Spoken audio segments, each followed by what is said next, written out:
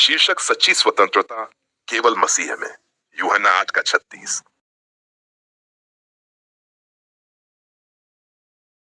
आज हम एक बहुत ही महत्वपूर्ण वचन को देखेंगे। यूहन्ना 8:36। अतएव पुत्र यदि तुम्हें स्वतंत्र करेगा तो सचमुच तुम स्वतंत्र हो जाओगे। दोस्तों, इस संसार में हर कोई स्वतंत्रता चाहता है, लेकिन सवाल यह है, क्या हम सचमुच स्वतंत्र हैं? स्वतंत्रता की खोज मनुष्य स्वतंत्रता के लिए लगातार संघर्ष करता रहा है। इतिहास में कई देशों ने आजादी के लिए क्रांति की। भारत ने भी सैकड़ों वर्षों की गुलामी के बाद 1947 में स्वतंत्रता प्राप्त की।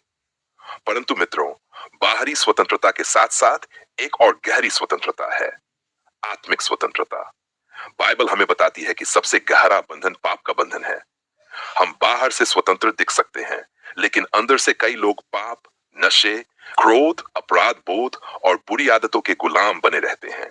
यही कारण है कि यीशु ने कहा, केवल पुत्र यीशु मसीह ही सच्ची स्वतंत्रता दे सकता है। आमीन। यीशु का उद्धार के कार्य, यीशु ने क्यों कहा कि वही स्वतंत्रता दे सकता है?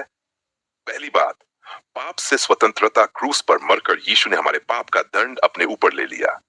रोमियो 6:23। पाप की मजदूरी तो मृत्यु है, परंतु परमेश्वर का वरदान हमारे प्रभु मसीह यीशु में अनंत जीवन है। दूसरी बात, डर से स्वतंत्रता। उसका वचन कहता है, पहला यूहन्ना 4:18, प्रेम में भय नहीं होता, वरन सिद्ध प्रेम भय को बाहर कर देता है। तीसरी बात, मृत्यु से स्वतंत्रता। यीशु ने पुनरुत्थान के द्वारा मृत्यु पर जय पाई।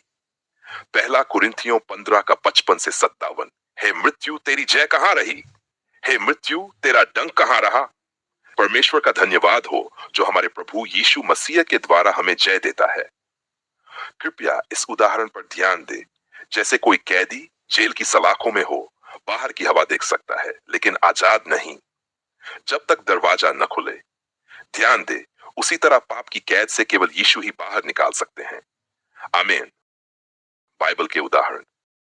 पहली उदाहरण, इसराइलियों की मिस्र से मुक्ति। मिस्र में परमेश्वर की प्रजा 400 वर्षों तक गुलामी में थी।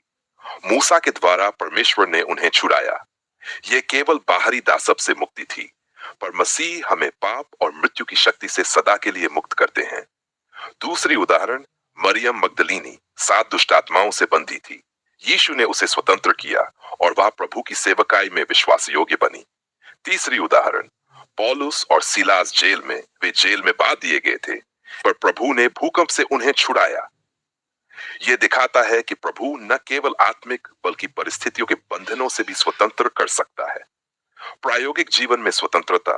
जब यीशु हमें मुक्त करते हैं तो हमारे जीवन में क्या बदलता है?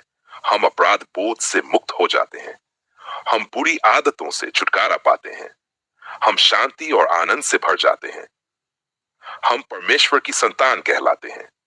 यूहन्ना 1:12, पर जितनों ने उसे ग्रहण किया उसने उन्हें परमेश्वर की संतान होने का अधिकार दिया, अर्थात उन्हें जो उसके नाम पर विश्वास करते हैं।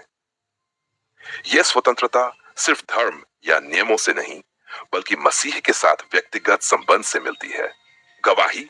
उदाहरण, आज भी लाखों लोग गवाही देते हैं कि जब उन्होंने यीशु को अपनाया तो उन्हें शराब, नशे, आत्महत्या की प्रवृत्ति और बुरी आदतों से छुटकारा मिला। हमारी जिम्मेदारी, यदि यीशु स्वतंत्रता देते हैं तो हमें क्या करना चाहिए? पहली बात, विश्वास करना कि यीशु मसीह मेरे लिए मरे और जी उठे। दूसरी बात, पश्चाताप करना, पाप से मुड़कर नया जीवन अपनाना। तीसरी बात, प्रतिदिन वचन पढ़ना और प्रार्थना करना ताकि हम आत्मिक स्वतंत्रता में बने रहें। गलातियों 5:1, मसीह ने हमें स्वतंत्र किया है, इसलिए उस स्वतंत्रता में स्थिर रहो और फिर दासत्व के जुए में मत फंसो। ध्यान दे दोस्तों, असली स्वतंत्रता केवल यीशु मसीह में है। यदि आज आप अंदर से किसी बंधन में हैं, पाप, आदत, अपराध बोध, डर या चिंता, तो यीशु आपको सचमुच मुक्त कर सकते हैं। आइए प्रार्थना करें। प्रभु यीशु, मुझे पाप से मुक्त कीजिए। मैं आपके उद्धार को स्वीकार करता हूं। मुझे आत्मिक स्वतंत्रता में चलने दीजिए। यीशु मसीहा के नाम में आमीन।